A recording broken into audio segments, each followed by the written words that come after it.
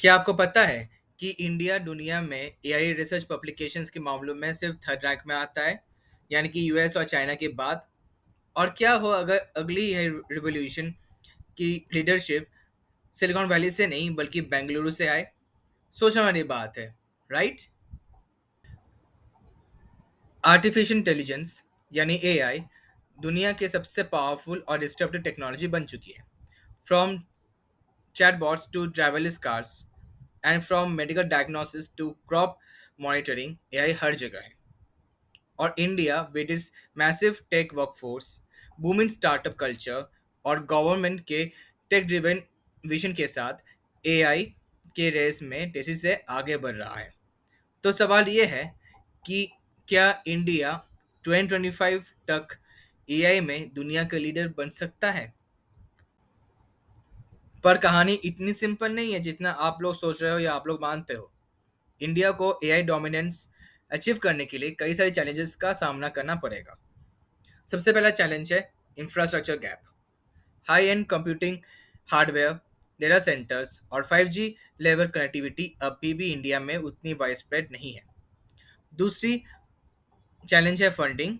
Indian deep tech startups को global level का venture capital पाने के लिए बहुत सारी फंडिंग की ज़रूरत है, जो कि अभी इंडिया के पास फिलहाल उतने फंड्स नहीं है। जहां यूएस और चाइना एआई आर&डी में बिलियन डॉलर फंड्स डाल रहे हैं, इंडिया का इन्वेस्टमेंट अभी उस मुकाम तक नहीं पहुंचा है। थर्ड चैलेंज है टैलेंट ब्रेन ड्रेन। बहुत सारे टैलेंटेड एआई इंजीनियर्स, रिसर्चर्स और एमएस और स्पेशलिस्ट्स फॉरेन कंट्रीज में जाते हैं, जिससे कि एक बेटर करियर अपॉर्चुनिटीज और बेटर सैलरी पेमेंट मिल सके। आजकल से कई सारे software AI engineers, AI developers या फिर रिसर्चर्स या स्पेशलिस्ट जो कि हमारे कंट्री कंट्रीब्यूट कर सकते थे, वो दूसरे देशों में चले जाते हैं, चाहे वो यूरोपियन कंट्री हो, अमेरिकन कंट्री हो या एशियन कंट्री जैसे कि Singapore, Malaysia, Japan, south Korea etcetera. फिर चौथी चैलेंज है पॉलिसी एंड रेगुलेशन।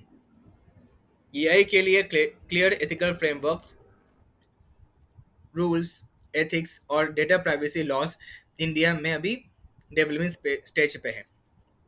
और लास्ट लेकिन छठी चैलेंज है ग्लोबल कंपटीशन। चाइना के पास एआई के लिए एक एग्रेसिव नेशनल स्ट्रैटेजी है, जबकि यूएस के पास टेक जायंट्स और इनोवेशन का इकोसिस्टम है। अगर इंडिया को सही मायने में एआई में डोमिनेट करना हो, तो इंडिया को इन दोनों के बीच में अपना पोजीशन बनाना होगा। लेकिन इन सब के बीच में इंडिया ने एआई की फील्ड में काफ़ी प्रॉमिसिंग प्रोग्रेस दिखाई है। सबसे पहला है गवर्नमेंट इनिशिएटिव्स जैसे कि national AI mission, digital India और स्मार्ट सिटीज मिशन जैसे प्रोग्राम्स ने एआई को हर सेक्टर में पुश किया है, चाहे वो एग्रीकल्चर हो, एजुकेशन हो, हेल्थ केयर हो, फाइनेंस हो, लॉजिस्टिक्स हो और यहाँ तक कि जुडिशरी तक भी एआई का बहुत बड़ा रोल है। फिर दूसरे पॉइंट है स्टार्टअप इकोसिस्टम कि इंडिया में ओवर 3000 प्लस एआई स्टार्टअप्स का नेटवर्क बन चुका है, जो एनएलपी, कंप्यूटर विजन, रोबोटिक्स और फिनटेक कामकाज जैसे फील्ड्स में कामकाज कर रहे हैं। फिर तीसरे पॉइंट है एजुकेशनल पुश। आईआईटीज, आईआईएससीज और एनआईटीज और कई सारे रेप्यूटेड इंस्टीट्यूट्स में एआई और एमएल के डेडिकेटेड कोर्सेज कर और रिसर्च लैब्स लॉन्च किए हैं। गूगल और माइक्रोसॉफ्ट जैसे कंपनीज भी एआई के लिए इंटरव्यूज चला रहे हैं, जैसे लैक्स ऑफ स्टूडेंट्स बेनिफिट हो जाए। और फोर्थ पॉइंट है पब्लिक प्लस प्राइवेट कोलैब।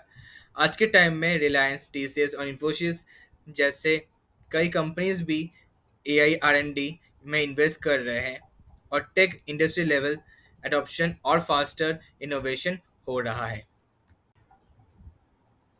और जब हम रियल वर्ल्ड सक्सेस स्टोरीज देखते हैं तो क्लियरली लगता है कि इंडिया एआई में सिर्फ पार्टिसिपेट नहीं कर रहा, बल्कि इसके साथ ही साथ लीड करने की डायरेक्शन में जा रहा है। जननी डॉट ए आई, यानी कि बेंगलुरु का स्टार्टअप जो AI ड्रिवन वॉइस टेक्नोलॉजी का यूज़ करके कॉल सेंटर्स और कस्टमर सर्विस को रीजनल लैंग्वेज जिस में स्मार्ट बनाता है। दूसरा है वधवानी AI।